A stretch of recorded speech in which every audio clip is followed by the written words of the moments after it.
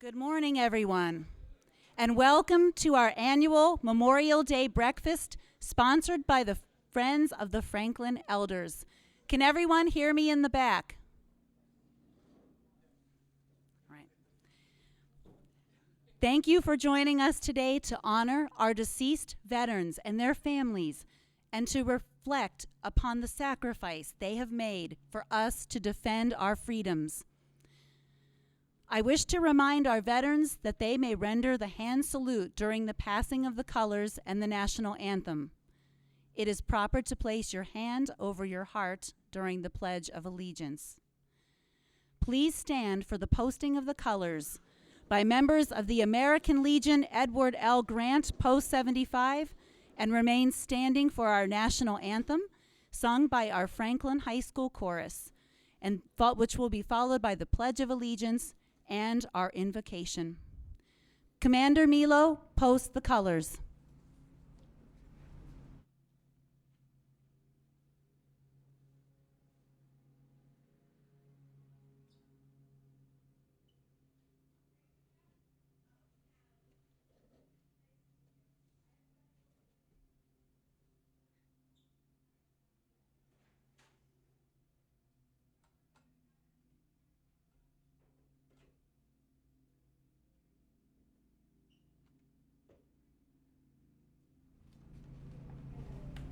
Colors in place, hand salute.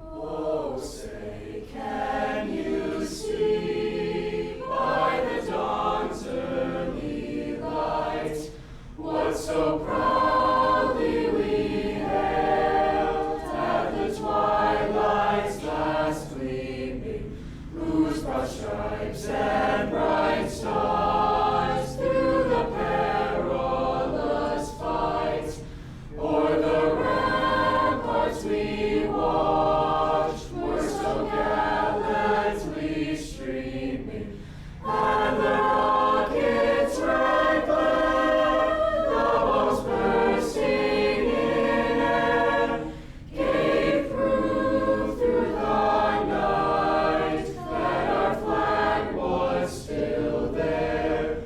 Oh, say does that star-spangled banner yet wave o'er the land of the free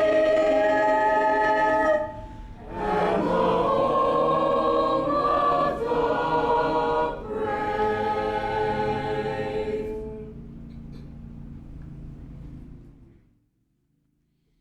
And now Korean War veteran Jerry Brady will lead the Pledge of Allegiance.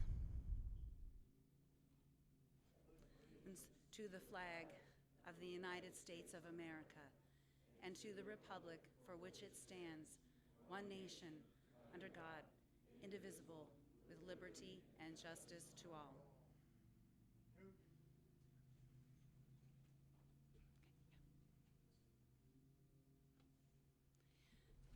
I'd now like to invite Chaplain Bob Marcunis to lead our invocation. Please remain standing.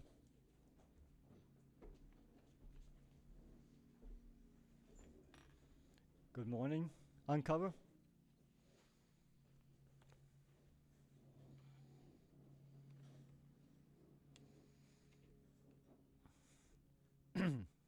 O God and Almighty Creator, we thank you and praise you for the freedoms we enjoy in our country and pray that our liberties will continue through the prosperity that you have blessed us with. Thank you for Americans' heroes that have founded our freedoms and who have faithfully served our country. We honor all our veterans for those sacrifices they have made with the courage and integrity that you have granted them. We celebrate them today and all those, Heavenly Father, that have come home and all those that are serving now. And we ask for your blessings upon these veterans who make the ultimate sacrifice in the defense of our country. Bless their families and bless their communities, Father, and give them the comfort they will need in times of hardship. With thankful prayers of this great nation, we thank you for our veterans, past, present, and future, Lord. Through the efforts of all individuals, help us continue to promote Americanism in this great country. For God and country, and in Jesus' name we pray. Amen.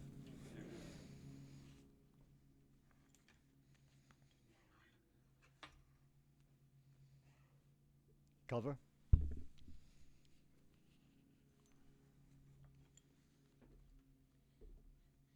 Please be seated.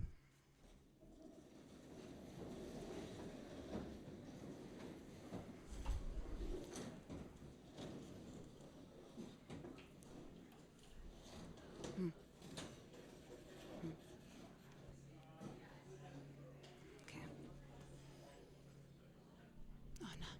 Chris, can we turn the sound up a little? Deborah says it's not loud enough. Yep. Okay. Okay. Thank you to Chaplain Bob Marcunis for leading our invocation, and to Korean War veteran Jerry Brady for leading the Pledge of Allegiance. Thank you all for joining us today. This day would not be possible without our veterans and family members. Thank you for your service and patriotism. I wish to recognize our state and local officials who are with us today. Our state representative, Jeff Roy, District Director in the office of Senator Roush, Aidan Doherty, Chairman Tom Mercer and members of the Town Council, Town Administrator Jamie Helen, Deputy Town Administrator Amy Frigiletti, and other town officials, Commander Ernest Carruthers from VFW Post 3402, Commander John Milo from American Legion Post 75, and last but not least, our featured speaker, Navy veteran Joe Landry. In the spirit of Memorial Day, it's a tradition to remember and honor the 86,940 service members who remain unaccounted for since World War I. The chair of honor you see to the right, or for you, the left of the stage, is a symbol that our nation continues to actively seek, locate, and identify prisoners of war, or those who are missing in action, and lets them know there will always be a place for them when they return home. The chair of honor is typically displayed on the first floor of the senior center near the elevator. I'd also like to draw your attention to a special table on the stage. Its purpose is also to honor our missing comrades in arms. I'd like to invite Navy veteran and American Legion Post 75 Senior Vice Commander Dick Hines up to the podium to tell you more about the items on the table and their very special meaning. Thank you, Shannon. If you don't have water in your water glass, would you put a little in there? I'd appreciate it.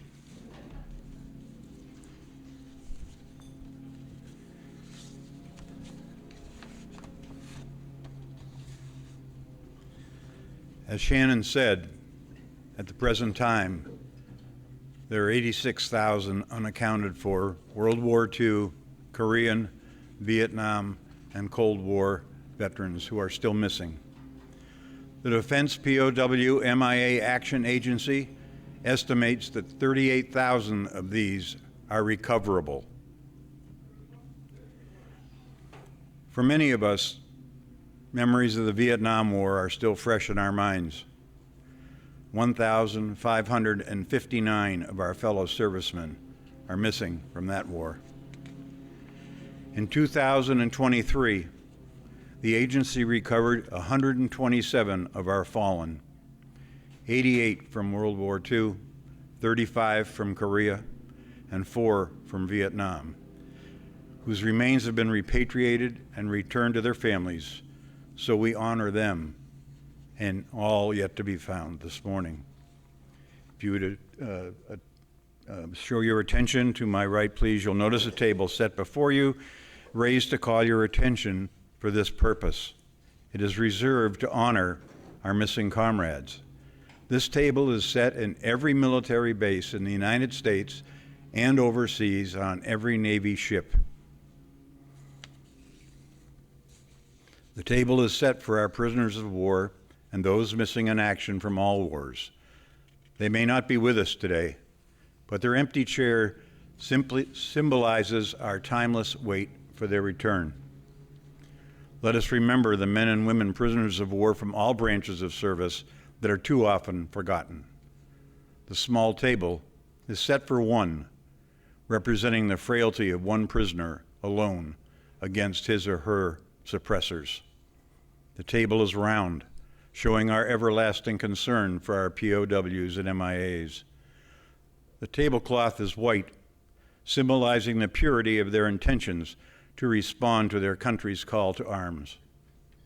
A single red rose, signifying the blood they may have shed in sacrifice to ensure the freedom of our beloved United States of America. This rose reminding us of the family and friends who are missing their comrades who keep the faith while awaiting their return. The yellow ribbon stands for the yellow ribbons worn in the lapels of thousands of people who demanded with unyielding determination a proper accounting of our comrades who are not among us today.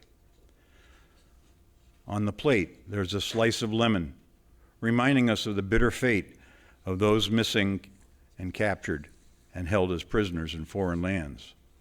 On the plate is a pinch of salt, denoting the tears of our missing and their families who long for answers after decades of uncertainty.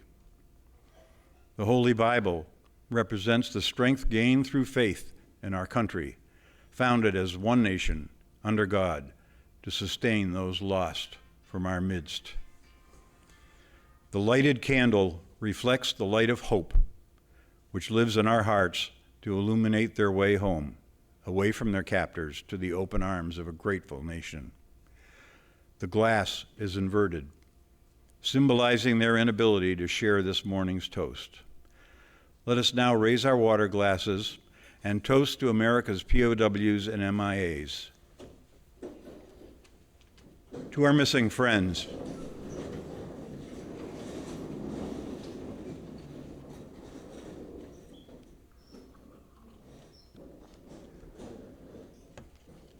thank you very much.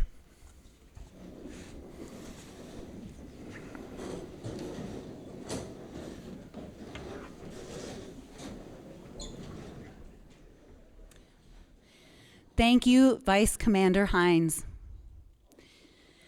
Today is also a day to honor our dearly departed heroes here at home. First, we remember the 45 Franklin servicemen who died during our nation's wars. They are forever honored on our Veterans Memorial Walkway, each with a pedestal. This morning, we also remember the 58 Franklin veterans who left us this past year. I'd like to draw your attention to the honor roll on your table. It's two-sided, and it has the list of our dearly departed. Of our departed veterans, 5 served in World War II, 19 served in Korea, 15 served in Vietnam, and 19 served during peacetime. There were 23 Army veterans, 18 from the Navy, 12 from the Air Force, 3 from the Marines, and 2 from the Coast Guard. Please stand and bow your head for a moment of silent remembrance of our departed brothers and sisters in arms, which will be followed by the playing of taps. Our bugler is Amelia Chambers. Can you raise your hand, Amelia? Okay, thank you. And now for a moment of silence.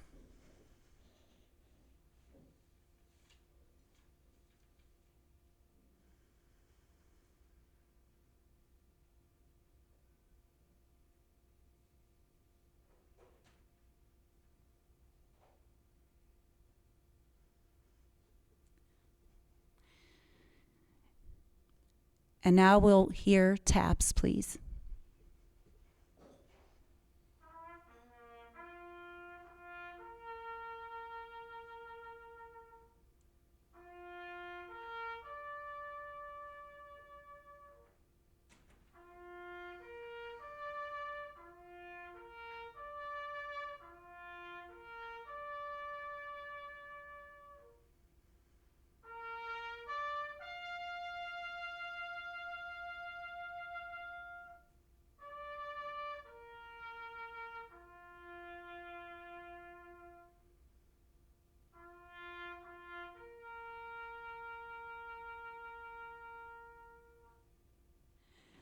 You will also see the poppies on your table, donated by the American Legion. As most of you probably know, in 1915, Lieutenant Colonel John McCrae, a brigade surgeon from the Canadian military, spotted a cluster of poppies shortly following the Second Battle of Ypres. This inspired him to write the famous poem In Flanders Field, to immortalize the fallen soldiers buried underneath the hardy poppies. Since then, poppies have become the symbol of our fallen heroes and of Memorial Day, so we never forget them. The poppies should be worn over your heart during the day as a remembrance of those who died in military service and to remind Americans of the sacrifices made by our veterans while protecting our freedoms. We are fortunate to have several distinguished speakers joining us here today to pay tribute to our fallen heroes and Franklin community. First, I'd like to introduce Aidan Doherty. Aidan Doherty serves as District Director in the office of Senator Roush. In this role, Aidan develops, maintains, and supports relationships with district constituents, local and federal governments, commissions, organizations, and other partners. Additionally, he handles constituent services and outreach for the office. Previously, Aidan has worked on local, state, and federal campaigns, as well as with advocacy groups, youth activists, labor unions, and legislative leaders. Aidan received a Bachelor of Arts in Political Science from the University of Vermont. And now I'd like to welcome him up to the podium.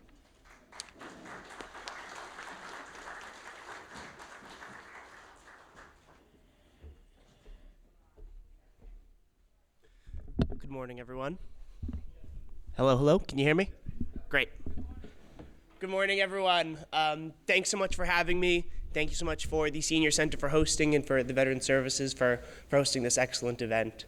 I'm thrilled to be here. As was said earlier, my name is Aidan Doherty. I'm the District Director for Senator Roush, and I'm thrilled to be here today.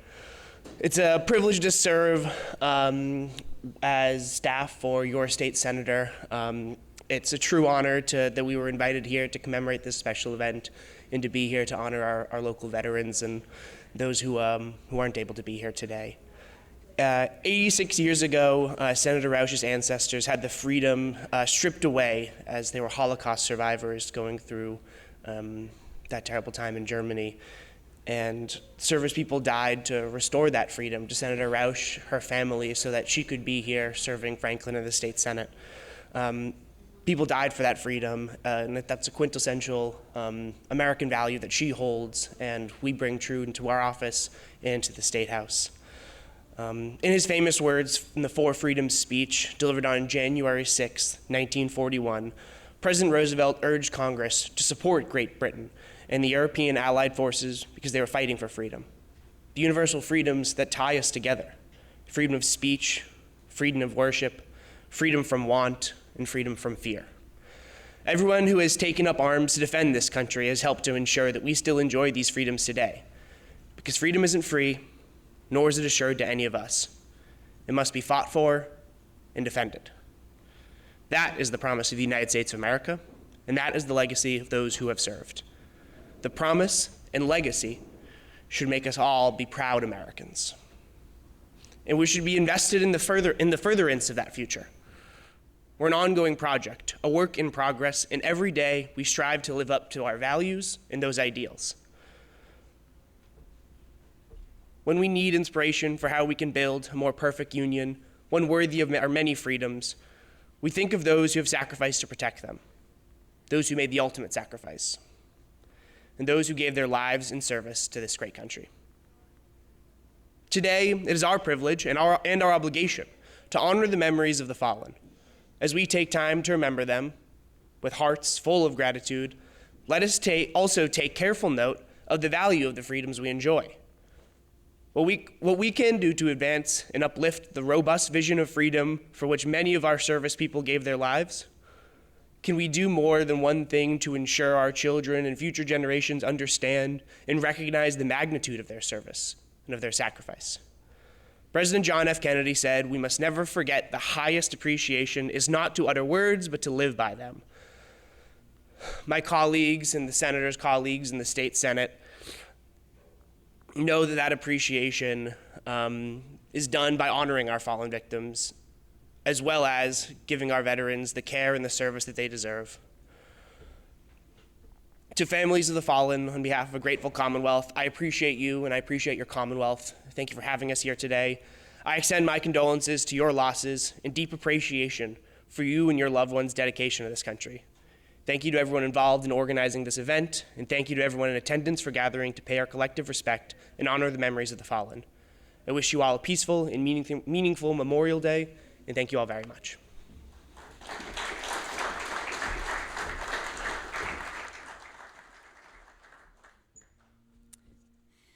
Thank you, Mr. Doherty. Next, we are honored to have Representative Jeff Roy here again with us today. State Representative Jeffrey N. Roy was first elected to the Massachusetts House of Representatives for the 10th Norfolk District in 2012. It is his great honor and privilege to represent the residents of Franklin and Medway on Beacon Hill. He was appointed chairperson of the Joint Committee on Telecommunications, Utilities, and Energy. He is the House Chair of the Manufacturing Caucus, which promotes and encourages making it in Massachusetts. In 2011, he was elected to the Town Council in Franklin. In January 2012, he was selected to chair the town's Master Plan Committee.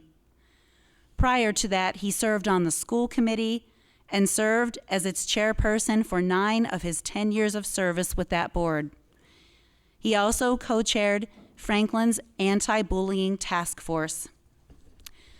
He has worked as an attorney in Massachusetts since 1986 and operates a law firm, Roy Law, in Franklin. The firm is dedicated to vindicating the rights and expectations of consumers injured at home, work, or play. He has represented clients at all levels of the trial and appellate courts in Massachusetts. In addition, he has appeared in cases before the New Hampshire Supreme Court and Superior Court, the Federal District Courts of Massachusetts and New Hampshire, the Rhode Island Superior Court, Colorado Superior Court, and the United States Court of Appeals for the First Circuit. He is also a member of the American Association for Justice and the Massachusetts Bar Association. He is also a bicycle rider in the annual Pan Mass Challenge event, which raises money for the Jimmy Fund. Please welcome Rep. Roy up to the podium.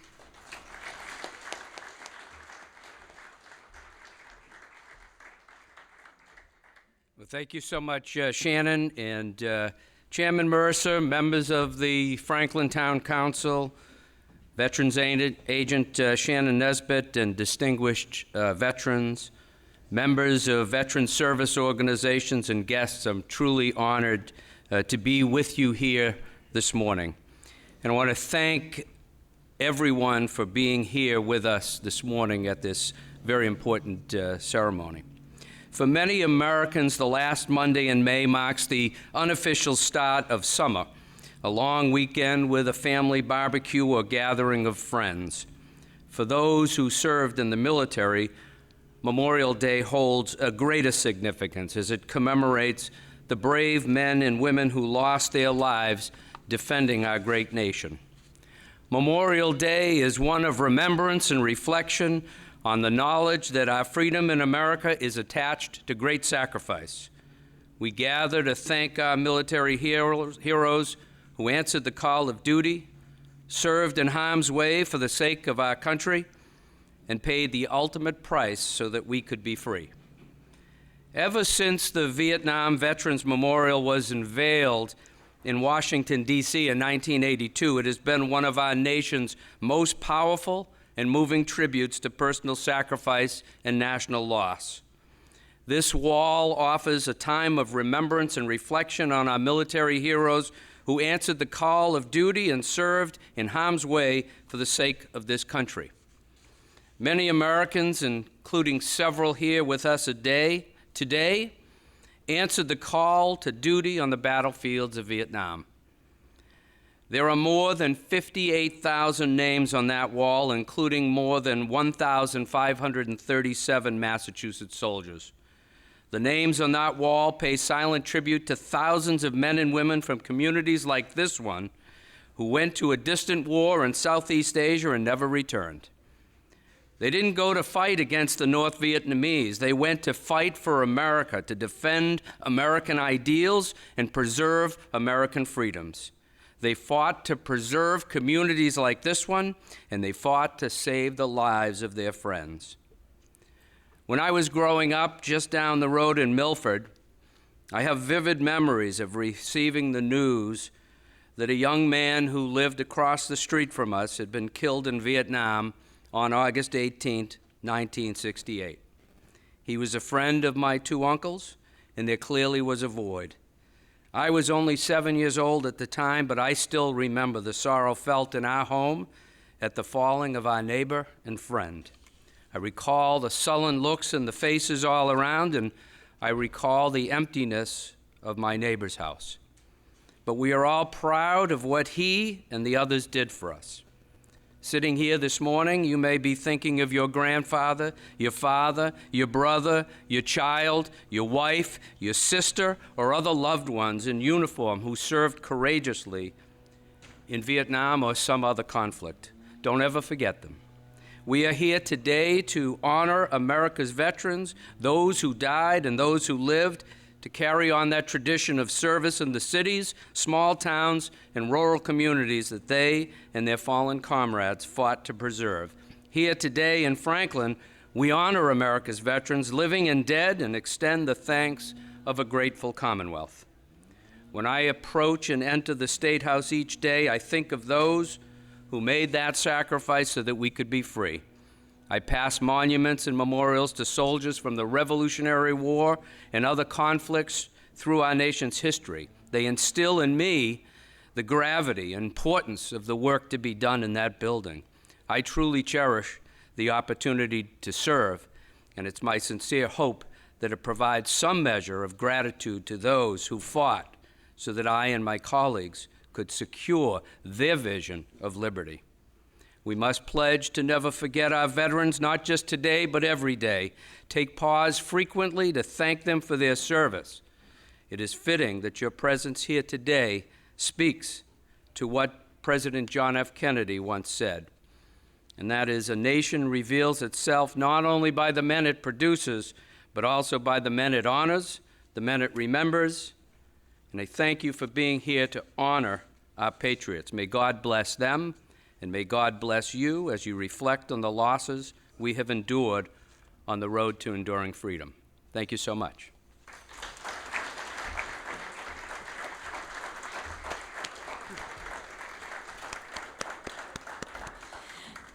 Thank you so much, Representative Roy, for those thoughtful words and for being here with us today. I'm very excited to introduce our featured speaker today, Navy veteran and local historian Joe Landry. Joe was raised in Franklin and graduated from Franklin High School in 1967. He served in the United States Navy during the Vietnam era. His assignments included 2 destroyer escorts, which were home ported in Newport, Rhode Island, the USS Leicester and the USS Edward McDonnell.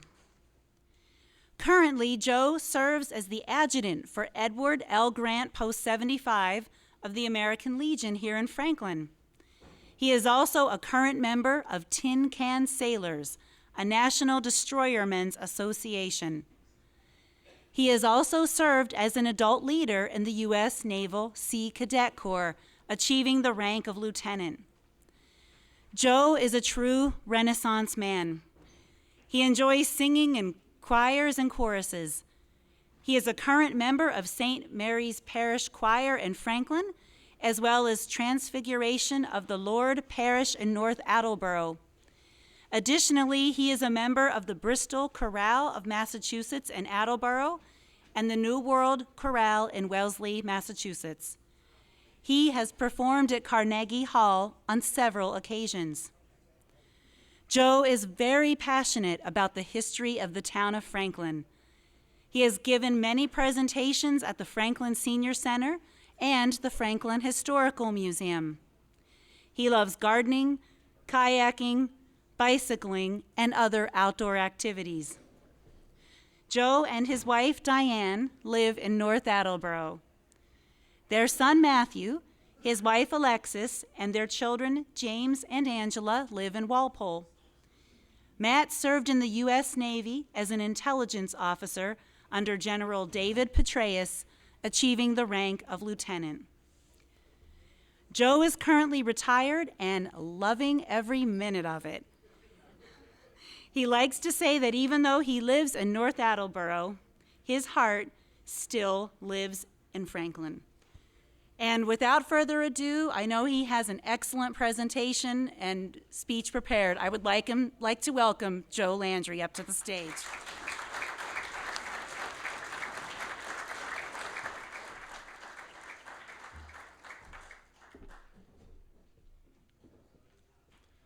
Well, thank you, Shannon. That's a great introduction. Thank you very much.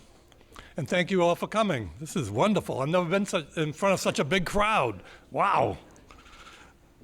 So today I'm going to talk about the World War II veterans of Franklin. We're going to talk about the ones who were fortunate enough to come home, and they have an interesting story. Now, the ones I've chosen were prominent people in Franklin, and you're probably familiar with them. Now, there are many veterans that I could talk about. However, my time is limited here, so I'm going to highlight just a few of them this morning. You know the great thing about Franklin? It's the way we honor and remember our veterans. You know, there's many street signs that have plaques with the names of those that were killed in action. We've got flags that are flown downtown on the day of a deceased veteran's funeral. There are bricks on the Veteran Memorial Walkway that honor all veterans. And there are special monuments for each veteran that was killed in action in all wars.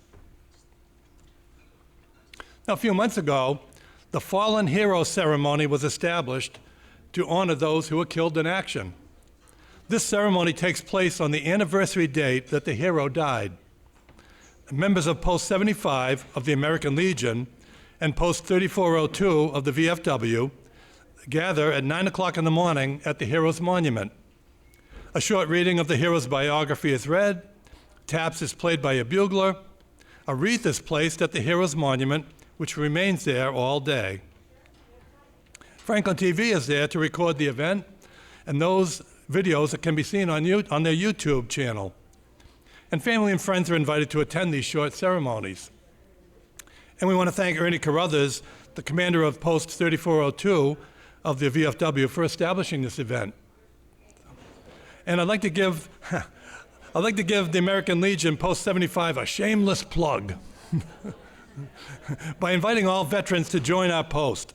We meet once a month at the Franklin TV studios on Hutchinson Street, and we're always looking for new members. And we'd like to invite our existing members to come to our monthly meetings if you haven't been for a while, so please come. Let me tell you some of the things that we do at our post. We attend the Fallen Hero ceremonies. We have volunteers from Post 75. We're the ones that put up the flags downtown on the morning of a deceased veteran's funeral. And we provide our rifle team and our color guard for funerals when requested by family members. And we provide a casket watch for the deceased members of the post when requested by the family members. And we give scholarships to qualifying students. And we sponsor high school students to attend Boys State and Girls State at Bridgewater University.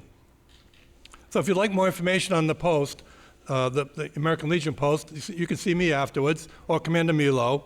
And if you want more information on the VFW, I'm sure Ernie Carruthers will be more than glad to give you information on that too. Now, before we begin our discussion on the World War II veterans, I think we should point out that there was one man, he was not a veteran of the World War II, but he had such a presence on Memorial Day, we just have to say a few words about him. And that was Herbert C. Stewart. How many people remember Herb Stewart? Yeah, quite a few. For beginning in 1904, Herb marched in every Memorial Day parade for over 70 consecutive years. And his role was to play the bugle. He played taps on his bugle after each rifle salute. He marched in every parade, out to the cemeteries and everything. And he started doing this when he was appointed the official bugler for the Sons of Veterans of the Grand Army of the Republic, or the GAR. We put together a poster board that shows Herb marching in different parades. So you might want to check that out afterwards if you haven't already checked it out. Now let's focus our attention on the Franklin World War II veterans. The first one I'd like to talk about, he recently passed away, and he was probably one of the last World War II veterans in town. Bob Catalano. I mean, what can we say about Bob, huh? What a guy. Before the war broke out, he worked as a welder at the Quincy shipyard. And when he joined the U.S. Navy in 1942, he was sent to the Pacific Theater and became an underwater welding specialist. Underwater welding specialist. Think about that. And he was awarded the World War II Victory Medal, the American Theater Medal, the Asiatic Pacific Medal, the Philippine Liberation Medal, and the Unit 2205 Commendation. Now the picture on the left shows Bob with his sister Virginia and his brother Tony. The one on the right is a picture of Bob when he was home on leave. The picture on the left shows Bob when he was part of the welcoming committee at St. Mary's Church before Mass. That's actually how I got to meet him. The one on the right was taken when Bob and his nephew, Paul Moeller, took the Veterans Honor Flight down to Washington, D.C. This was back in 2017. And while they were there, they got to meet former Senator Bob Dole, a decorated World War II veteran himself. I want to give special thanks to Paul Moeller, Bob's nephew, for providing me with Bob's Navy pictures. And Bob was a constant presence here at the Veterans Coffee Socials that are held here every month. When he turned 100, we had a special celebration for him for his birthday. He was a great guy, unbelievable. Oh, and if you want to hear about his life story, he can tell it himself. Eamon McCarthy Earls taped an excellent video. It's on the Franklin TV's website. And if you go on YouTube, search for Once Upon a Town with Bob Catalano, and you'll see it. It's about a 45-minute video. And Bob talks about his Navy experiences and his life and everything. It's a wonderful video. You really should see it. Now, let's talk about a woman who served the veterans of Franklin for over 20 years as the Veterans Service Agent. Let's see if anybody can tell me who that woman's name was. No? Kami Healy. How many remember Kami Healy? Yeah, a few people, right. This is Carmelita Healy, better known as Kami. She was the Veterans Service Officer starting in 1963, and she assisted Franklin's veterans for over 22 years. And thanks to Kami's son, Mike, for providing these pictures. Now, Kami joined the U.S. Navy in 1944, and she was sent to Sampson, New York, so that she could take care of wounded soldiers coming home from overseas. She then transferred to the submarine base in New London, Connecticut, where she continued to assist soldiers there. During her time in the Navy, she advanced to Petty Officer 3rd Class, and her rate was a pharmacist mate. She left the Navy in 1946. When she was back in Massachusetts, she attended secretarial school at Hickox College in Boston. She got married and moved to Franklin in 1948. And in addition to being the town's veteran service officer, she was a past commander of Post 75 of the American Legion here in Franklin. And she was also a member of the VFW's Women Auxiliary League. You know, I'm sure that Kami would be really pleased to know that Franklin's veterans are in good hands with Shannon Nisbeth and her assistant, Deborah Martin. They do a fabulous job, and Franklin is very fortunate to have them. Absolutely. Now, some families in Franklin had two or more siblings.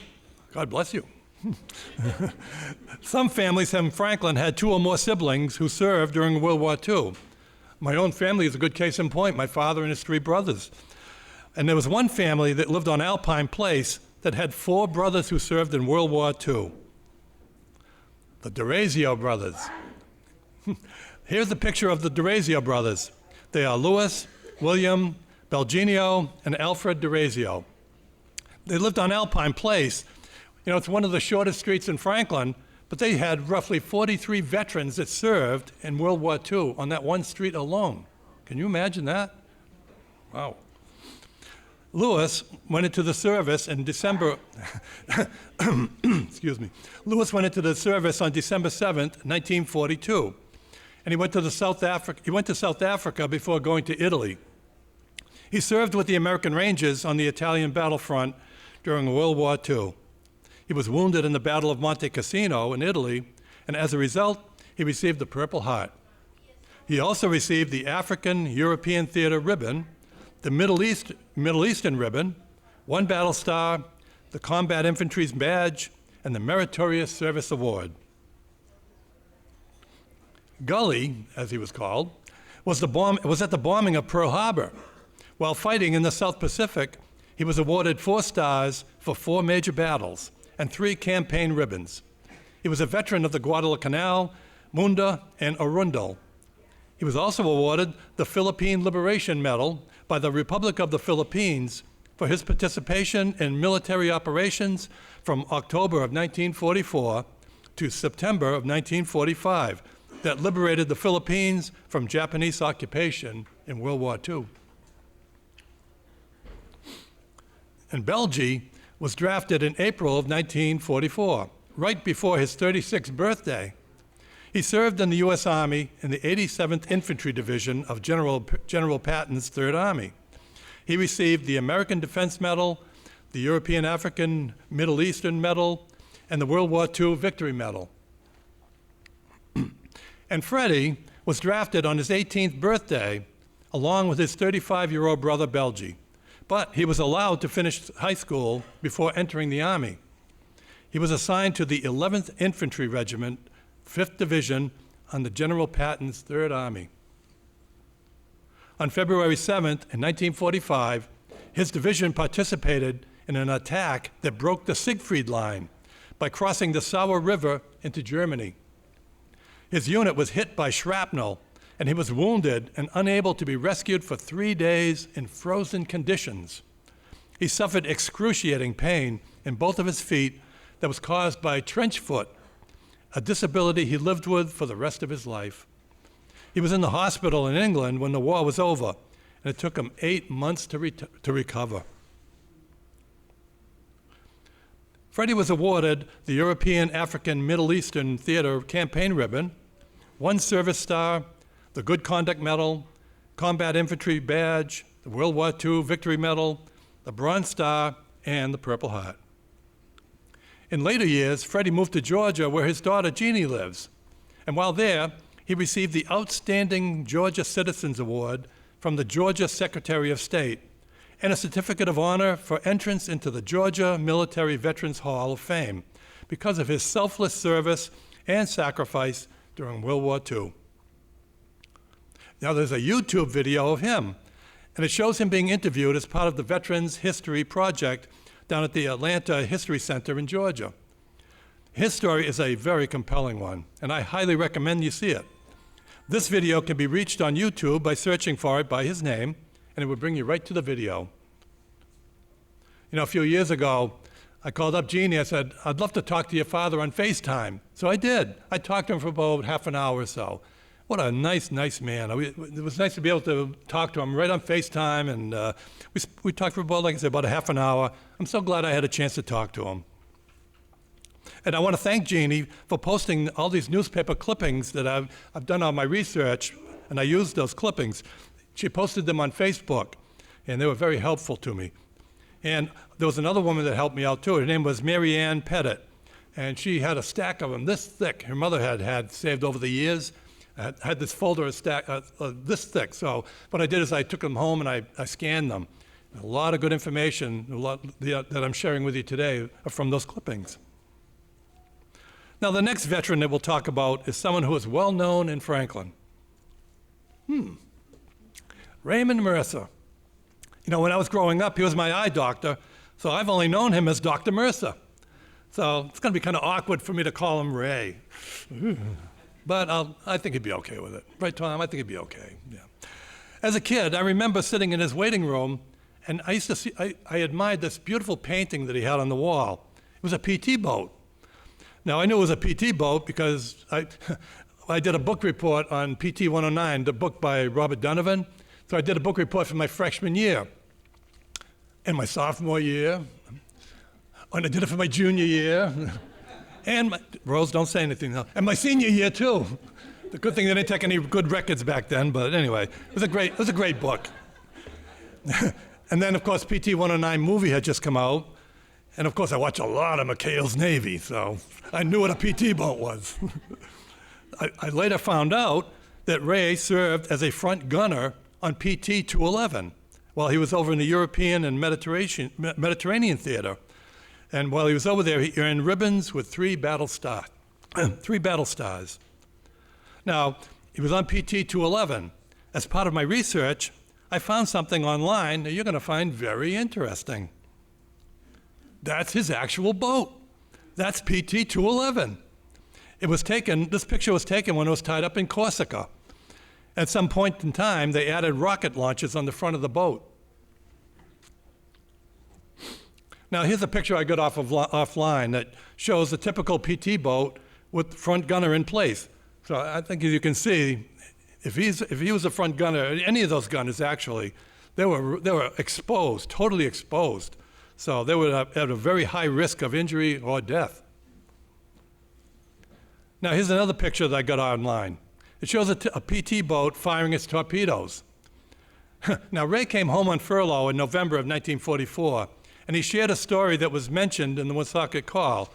Let me read the story. You're not going to believe this one. The story of the week is that which was told to us by Ray Mercer, a member of the PT squadron who is currently enjoying a 30-day leave after extensive action which found him taking part in several invasions as well as patrol duty in the Mediterranean Sea. Ray tells the story of the PT crew that were out for their first raid. 3 boats in the squadron approached the enemy boat in echelon formation, and at the appointed time, they released their tin fish, torpedoes, and they made their turn away from the enemy boat. But it just so happened that one of the PT boats got a bit confused, and they turned the wrong way, and one of the torpedoes rammed through the prow of the PT boat and lodged there with the propeller still spinning. Now, that propeller is still spinning, and it's winding up so it could explode. So the commander of the boat gave the command to abandon ship. But there was one of the crew members, he was a young man from the south, whose ability as a swimmer was limited. He stated, "The heck with that idea, I can't swim too good." His grammar wasn't too good either. Thereupon, he grabbed a heavy piece of toweling, he went down below to where the torpedo was, and he proceeded to jam the toweling into the spinning propeller, stopping the motion and thereby preventing the shell from exploding. Wow. The boat was able to proceed cautiously back to its base after what could really be called a hair-raising experience. It was just another day's work as far as the Southerner was concerned, though, and there were no gold stars awarded for the unusual piece of heroism that was prompted, at least in part, by that old story of self-preservation. Now, while Ray was home on furlough, he was passing by Greasy's Pond on King Street. There was a group of guys there who were about to play hockey. but they needed somebody to drop the puck. So Ray put on a pair of skates, and he played referee, and this is what that looked like. And that's Ray. He was in uniform. Now, I apologize for the picture. It was taken from the clipping, and it was pretty good. But anyway, you get the idea. So there he is, dropping the puck. Oh, one final thing about Dr. Mercer. He and I share the same birthday, October 29th. So I love that. That's cool, yeah. Now, here's a story about somebody who was a prominent businessman in Franklin. Edmund Ned Keefe. He was the son of Thomas F. Keefe, who was also a well-known businessman. Ned marched in many Memorial Day parades. He served in Central Europe and attained the rank of captain. The picture on the left was taken from a Stanley Chilson film that shows Ned marching in a Memorial Day parade. And he marched in many Memorial Day parades. And thanks to Ned's daughter Laurel for providing the picture on the right.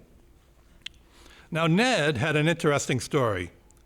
In December of 1944, while serving in the Fifth Army in Italy, he and a fellow soldier were able to capture 6 German soldiers. Here's what happened. This is the notice that was appeared in the Woonsocket Call.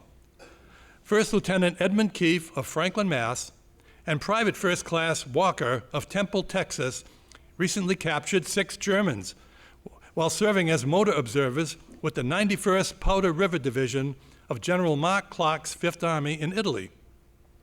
As they were performing their duties as observers, they discovered 2 German soldiers who were sleeping, and they captured them. And then, when Private Walker became thirsty, he got the prisoners to lead them to water, and it was there that they found and captured an additional 4 Germans. Keefe and Walker reached their objective 20 minutes in advance of the infantry riflemen. Ned was awarded the European, African, Middle Eastern Theater Campaign Medal with 3 battle stars, the Distinguished Unit Badge, and on April 17, 1945, he was awarded the Bronze Star for heroism in ground combat in Barchetta, Italy. And now, I'd like to finish my presentation this morning by sharing a story of the gallantry and heroism of a very special World War II veteran.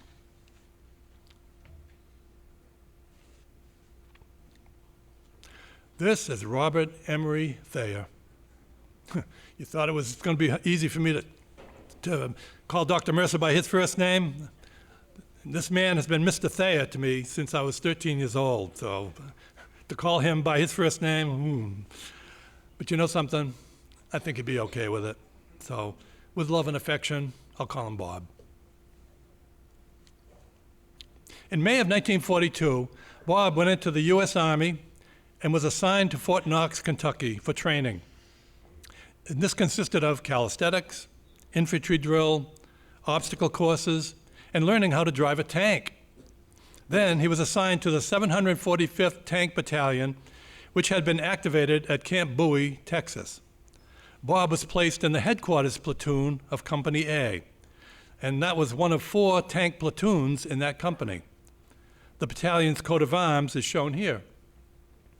In August of 1942, the battalion boarded the ocean liner Queen Elizabeth and sailed to Europe.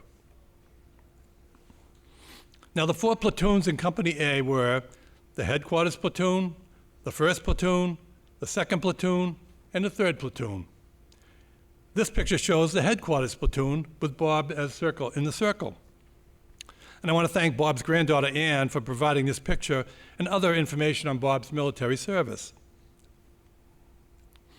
Now, this is the 1st platoon of Company A. The man who is circled, his name was Frank Farrisee. He was from Millis. Now, Bob and Frank formed a close friendship because they were both from Massachusetts. And they actually stayed in touch for many years, over the years. Now, this is a detail that I got from a YouTube video. As part of my research, I wanted to understand what was it like inside a tank, an M4 Sherman tank during World War II. And Bob was the tech sergeant. Now, this was the man that you would see standing in the open hatch on the top of the tank.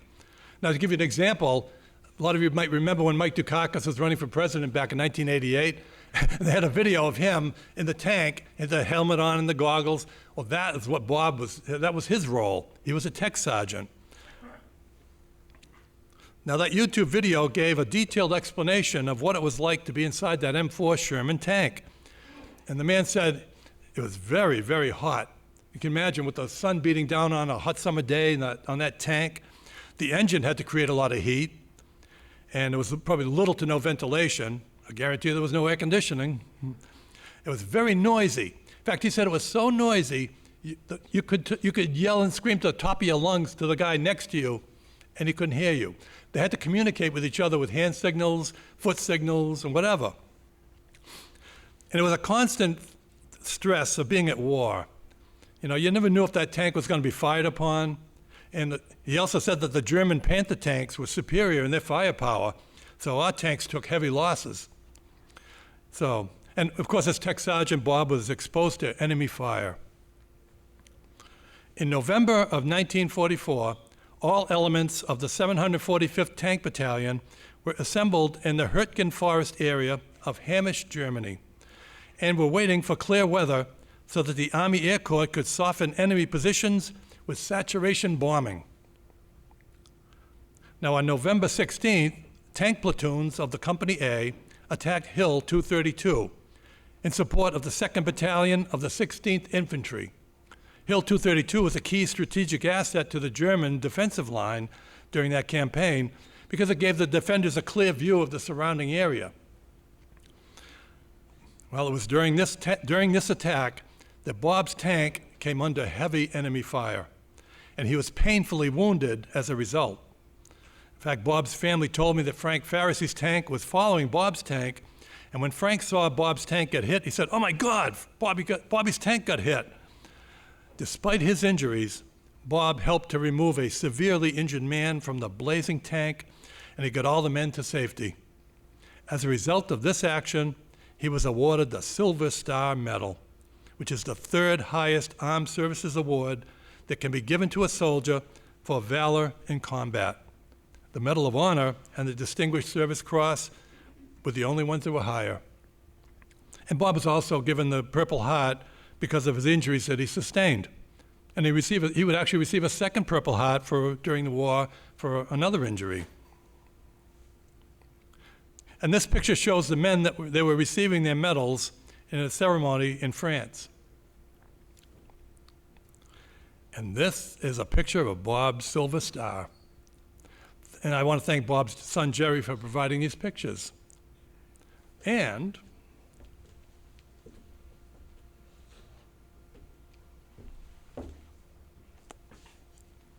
this is the Silver Star. Imagine that. Wow. Unbelievable.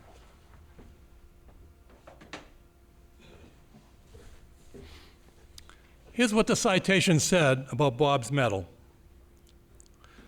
Robert E. Thayer, Technician Grade 4, for gallantry in action in the vicinity of Hamish, Germany on 17 November 1944. Although painfully wounded when enemy gunners scored direct hits upon his tank, Sergeant Thayer risked further injury or death to rescue fellow casualties trapped within the armored vehicle. Despite heavy artillery bombardment and direct small arms fire, he dragged the victims from the blazing tank and he carried them to a sheltered area where medical assistance was available. Sergeant Thayer's extraordinary courage and loyalty reflects great credit upon the armed forces of the United States. Bob's citation said that he carried the men to a sheltered area, but it didn't specify exactly what that sheltered area was. Now, members of Bob's family told me that he brought them to a nearby farm, and they hid there until they heard American voices passing through, and at that point, they knew they were safe. This is Bob and Bernice Thayer at a wedding anniversary celebration. Because of the actions that he took to assist his fellow crew members, Bob Thayer acted courageously and without regard for his own safety or his own life. He truly was an extraordinary man and a genuine hero.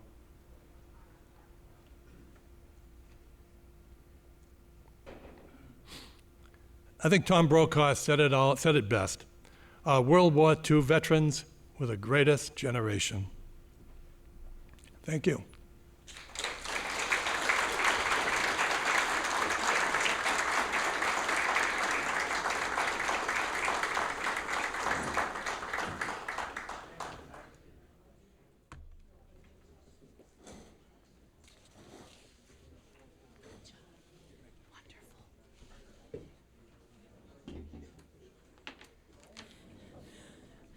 I want to thank Joe so much for his service to our country, our local veterans, Franklin community, and his excellent presentation today to remember and honor our Franklin heroes and preserve their legacy. Let's give him another round of applause, please.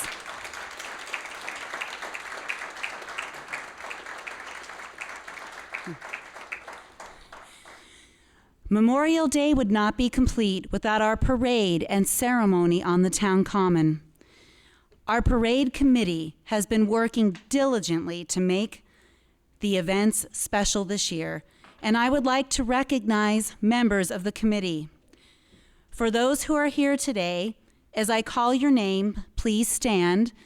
Please hold your applause until all the names have been called. Dick Hines, Chair.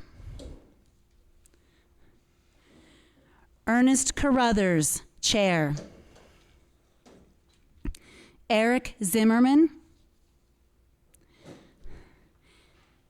John Milo. Robert Marcunis. John Heffley. Frank Coughlin, Judy Hines, Don Anderson, Jim Lane, Patrick Doyle and Lori Doyle, Jerry Brady, Rose Turco, Jan Prentice, Art Bueling, and Deborah Martin.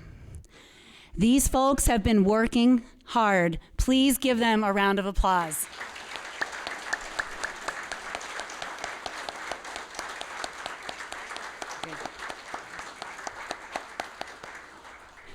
Before I bring my coworker Deborah Martin up to the stage, I'd also like to point out how hard our town departments have been working to prepare for the parade and ceremony. That includes our fire and police departments, our DPW department, Army veteran, our DPW director, Army veteran Brutus Canareggi is here with us today. And our facilities department, Franklin TV, they've all been meeting behind the scenes to prepare for this parade, and I just want to thank them all.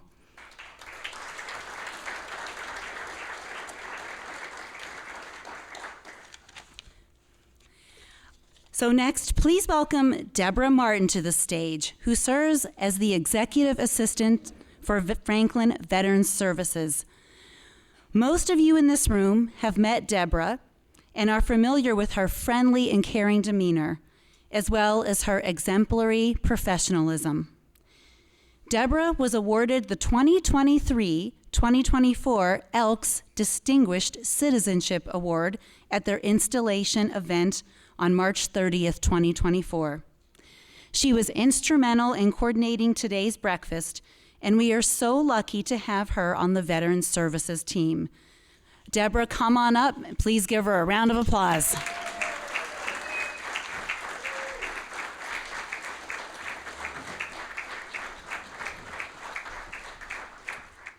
Veterans Council will meet on June 20th at 7 p.m. here at the Senior Center. Any Franklin resident interested in veterans activities is welcome to join us at our council meetings.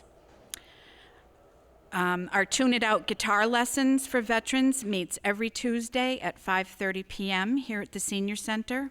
Summer break will begin after the June 11th class and will resume Classes will resume on September 10th. No experience is needed, and we have guitars. Warrior Within Yoga for veterans and first responders meets every Thursday from 6 to 7 here at the Senior Center. Please call our office to sign up for guitar or yoga. And now some thank yous. Bear with me, there are quite a few. Shannon and I want to thank everyone who participated in our program this morning. Thank you to our veterans organizations, guest speakers, officials, and town staff for being here today. Your support is very important to our veterans and families.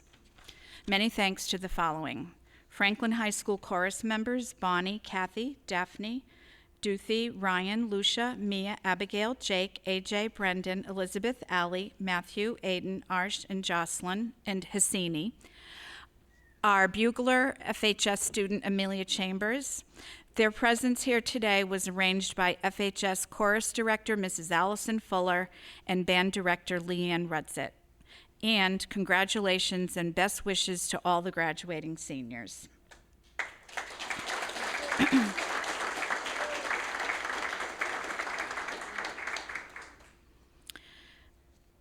Thank you to the Senior Center staff for hosting the breakfast here today and for their assistance with our events throughout the year.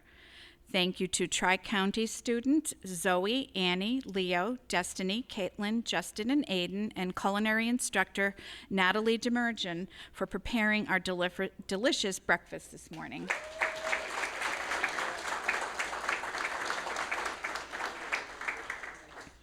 Thank you to the American Legion Post 75 for providing the color guard, the POW MIA table, and donating the poppies for today's event.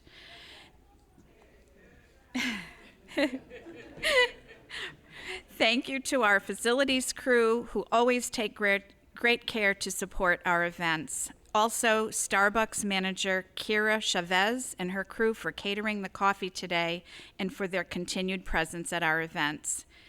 We'd like to send a big shout out to our volunteers, Phyllis Malcolm, Patty Wiley, Jan Jewett, Sue Lynch, and Pat Llewellyn for generously donating their time and talent to this event. Oh, also Kathy Lessica and Joe Lessica. Thank you to the Friends of Franklin Elders for sponsoring our breakfast again this year. Thank you to Kathy Lessica again, Denise Duvall, and Sue Lou for creating the patriotic favors you see on your tables, and to Carrie Brower of Flowers and More Design Studio for providing the beautiful flower arrangements at a very discounted cost. Thank you to Chris Lynn and Franklin TV for their comprehensive coverage of all of our veterans events. They always go above and beyond to ensure a positive experience for everyone attending. Most importantly, we want to thank you all for joining us this morning to remember our fallen brothers and sisters in arms. May those who continue to serve in harm's way be well protected, and may they return home safely. And last, but certainly not least, a huge thank you to our Director of Veterans Services, Shannon Nisbet, for her incredible work ethic and commitment to Franklin veterans and their families.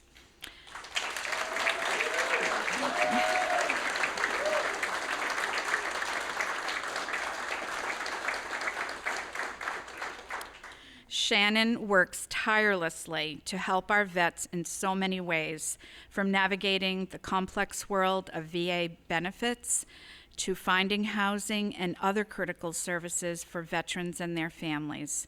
I think we would all agree that Franklin is so fortunate to have Army veteran Shannon Nisbet as our Director of Veterans Services.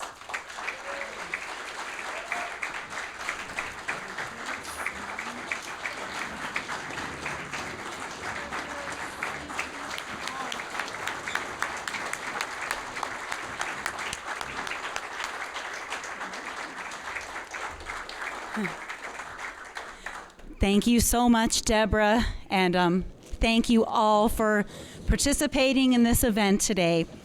I'd like to invite the Franklin High School Chorus back up to the stage. As the color guard removes the colors, the choir will lead us in singing God Bless America.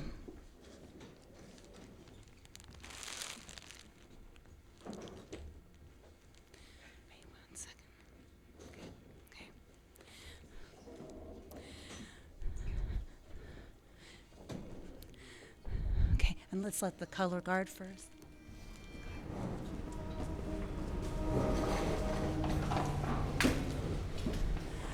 Color guard, retrieve the colors.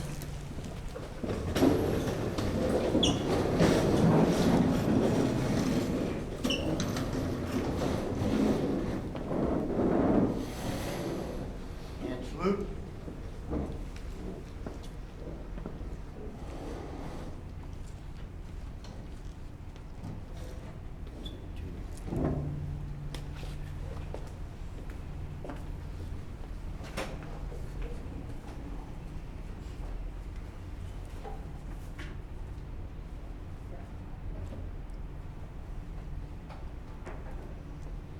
Two.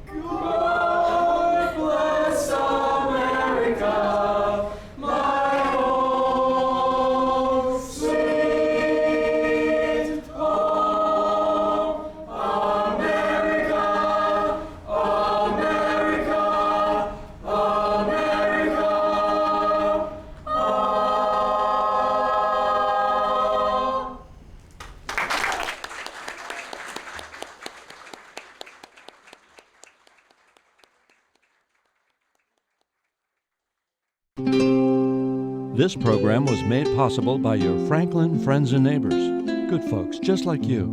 Thanks for supporting Franklin TV. And thanks for watching.